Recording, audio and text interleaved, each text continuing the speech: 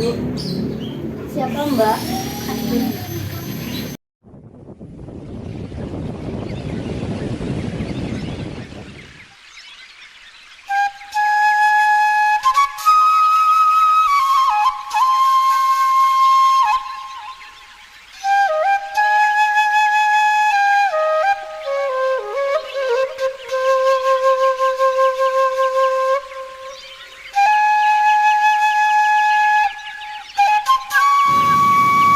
Waktu itu, setiap anak perempuan yang dianggap sudah dewasa akan mengalami masa penyitaan, masa di mana seorang perempuan keluar sebelum menerima lamaran. Semua cita-cita seakan dirampas oleh adat yang selalu dikendalikan. Disinilah ceritanya berawal. Pak, Bu, Trilining melanjutkan sekolah. Trilining menjadi gadis pribumi yang cerdas, memiliki cita-cita membuat dunia ini terang. Trilining tak mau dipingit. Trilining melanjutkan sekolah, Pak, Bu. Tidak, Trinil. Bapak tidak bisa menuruti permintaanmu. Ini adalah tradisi adat istiadat sejak dulu yang harus kamu lakukan. Pak, tidak bisakah sesekali tradisi ini tidak dilaksanakan? Trinil, Bapak adalah bupati. Pemimpin rakyat Jepara, tidak seharusnya Bapak mengasurkan tradisi kita sendiri. Bu, Trinil mohon, Bu. Sudahlah, Trinil. Lakukan apa yang sudah menjadi tradisi. Kelak, kau akan mengerti kenapa semua ini dilakukan. Kartini adalah anak perempuan tertua, maka dialah yang pertama kali merasakan bagaimana rasanya dipingit. Bagaimana rasanya dipingit ya? Entahlah Trinil, yang pasti tentu saja kau tidak akan bebas berinteraksi dengan semua orang. Kau akan dikawal kemanapun kau pergi. Aku tak ingin dipingit. Aku ingin bersekolah. Tenanglah Trinil, ini sudah menjadi adat dan kita tidak bisa menghancurkannya. Kami akan meminjamkan buku agar kau tetap bisa belajar. Aku berjanji, aku akan menjadi guru bahasa Belandamu, menggantikan guru lamamu. Terima kasih. Aku sangat menyayangi kalian semua. Perasaanku sekarang sangat kacau. Semua terasa seperti di penjara. Bersabarlah hatiku. Aku yakin kau adalah perempuan kuat. Kau bisa melewati ini semua. Ya, itu pasti. Sebenarnya apa itu dipingit? Entahlah. Ibu bilang aku tidak akan sebebas dulu lagi. Kemanapun aku pergi, aku akan selalu dikawal. Sebenarnya aku tidak masalah dengan ini semua. Tapi aku ingin bersekolah. Aku, Rukmini, dan Kasbina juga kan masih bersekolah. Kapan kita akan dipingit juga? Saat umur 12 tahun.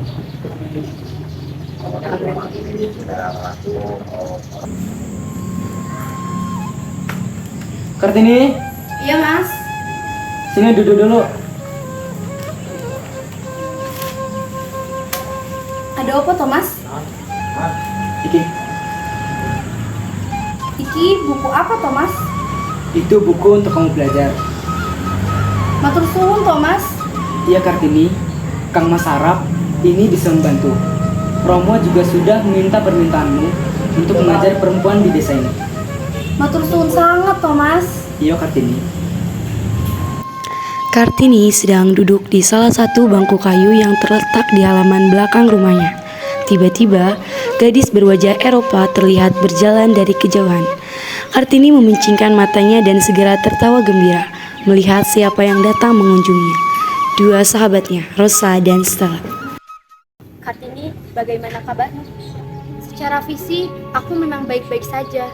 Tetapi, aku tidak bisa memungkiri bahwa batinku terasa perih. Kalian tahu kan, bahwa aku tidak bisa berdiam diri. Kami mengerti kan, kami pun sangat berduka. Tidak ada gadis pribumi yang cerdas dan ceria seperti itu. Jelas rasanya sangat sedih. Aku juga sangat merindukan kalian.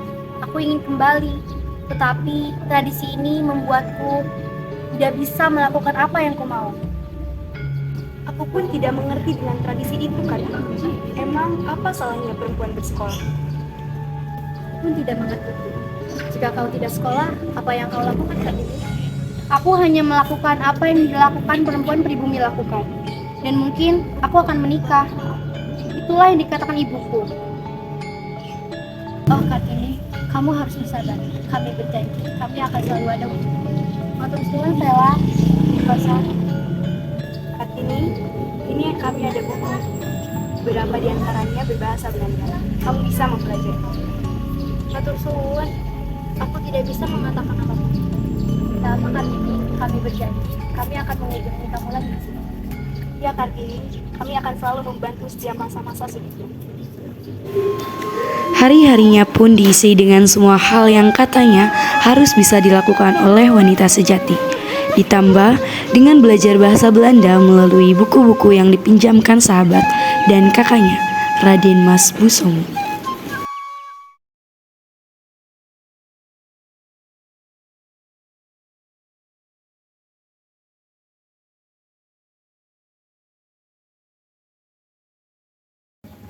Rukmini, Sumarti, Kartono, kalian ngapain ada di sini?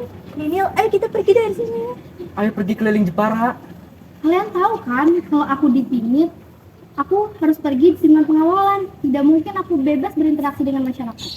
Kalau begitu kita jangan sampai ketahuan. Ibu, bapak sedang pergi. Ayo kita pergi. Mereka tidak akan mengawalmu, Trinil. Baiklah.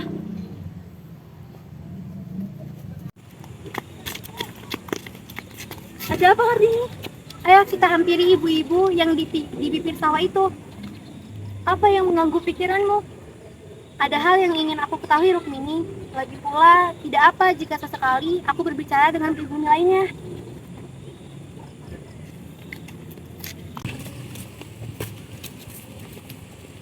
Tidak perlu. Apakah kalian putra dan putri dari Adipati Arya Sasraningrat? Ya, bagaimana ibu bisa tahu? Beliau adalah Adipati Jepara. Kami beberapa kali melihat kalian bersamanya. Mengapa kalian pergi tanpa pengawalan? Apa kalian tidak dipingit? Bu, apakah saya boleh bertanya? Tentu boleh. Apakah memang dipingit adalah hal yang harus dilakukan oleh masyarakat pribumi? Tentu saja ini adalah sejak zaman nenek moyang kita.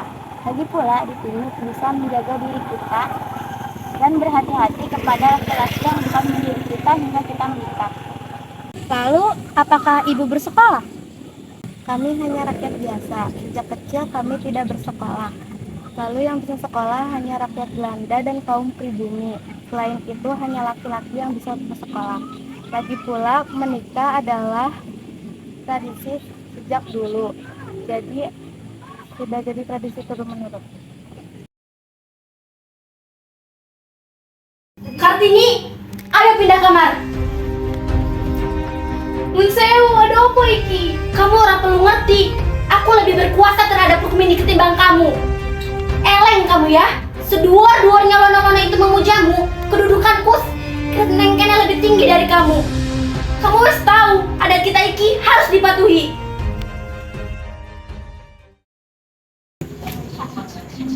Stella, dengan siapa kamu sini?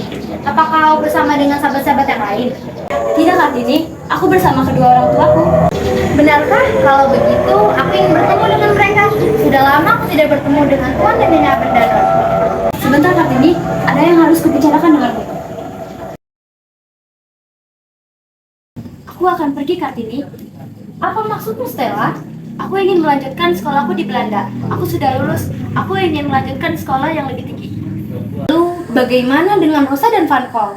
Mereka juga pergi. Kami akan berangkat. Sebenarnya, kami ingin mengajakmu ke Belanda. Kami ingin kau meraih cita-citamu, Kartini.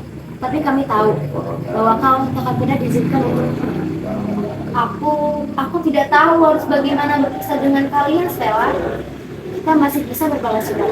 Yakinlah kalau aku, Ani, dan Vankor akan membalas suratmu. Hari-hari dilewati oleh Kartini lebih semangat.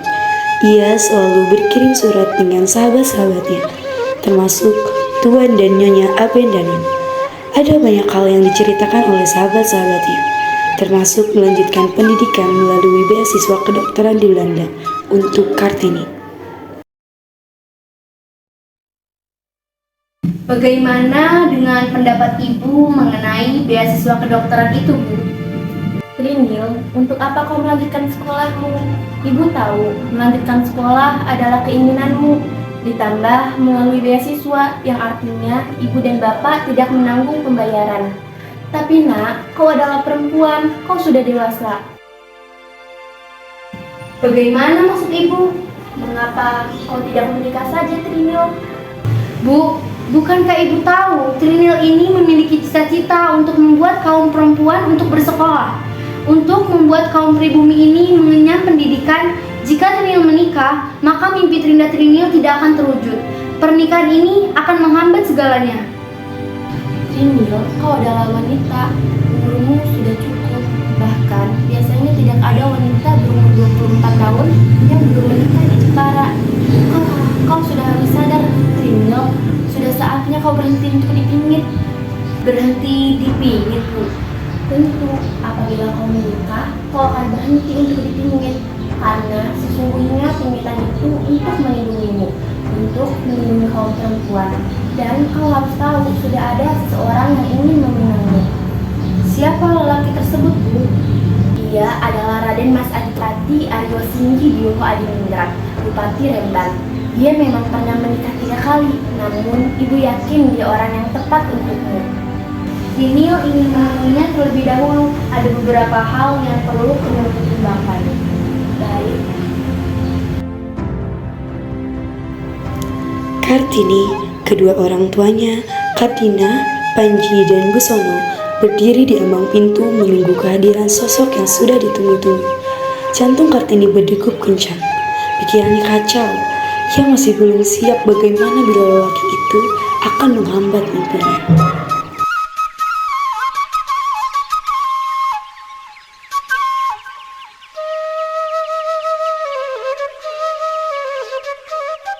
Keluarga Anda sendiri sudah mengetahui maksud kedatangan saya ini untuk bertemu dengan Trinil kecil.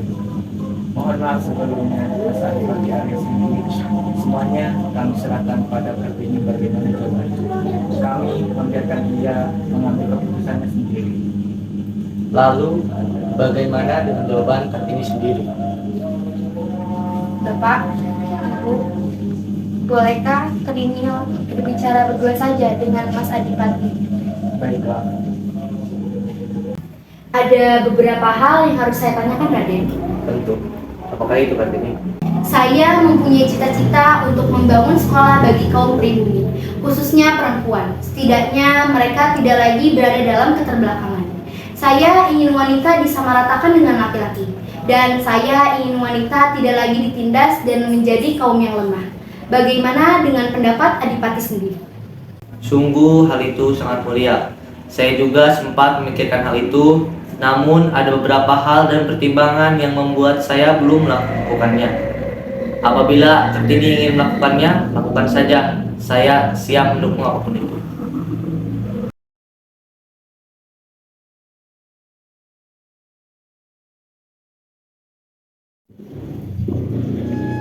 Anak Mas Adipati Aryo Singgi kanthi ngucap bismillahirrahmanirrahim. Aku nikahake lan tak jodohake anakku Kartini pikantuk siaramu mas kawin duit 100.000 ingkang kudu kabayar lunas. Sah.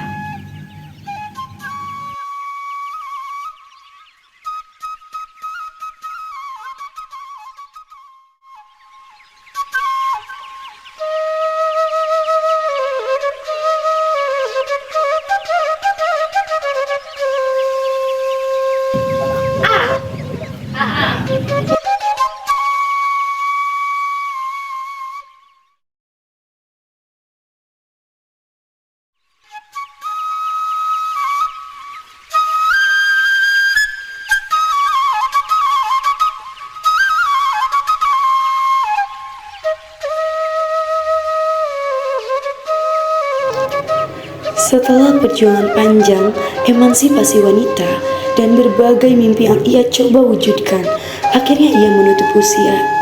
Kelak, berkat perjuangannya, masyarakat pribumi, terutama wanita, hidup lebih baik dan tak lagi ditindas. Seluruh rakyat pribumi dapat bersekolah, siapapun itu, berkat perjuangan Raden Ajeng Kartini. Kartini tidak begitu ganda, toh Mbak. Walaupun di ujung mimpi, Kartini tetap ingat menyetarakan hak lelaki dan perempuan. Dan usahanya itu sudah terbayar, Du. Kamu bisa belajar seperti sekarang, mungkin itu karena Kartini. Bisa janji, Mbak. Bisa wes terus berjuangin cita-cita Kartini, sama seperti dulu. Dan biarpun saya tiada beruntung sampai ke ujung jalan itu, meskipun patah di tengah jalan, saya akan mati dengan rasa berbahagia karena jalannya sudah terbuka dan saya ada turut membantu mengadakan jalan yang menuju ke tempat perempuan putra merdeka dan berdiri sendiri. Raden Ajeng Kartini.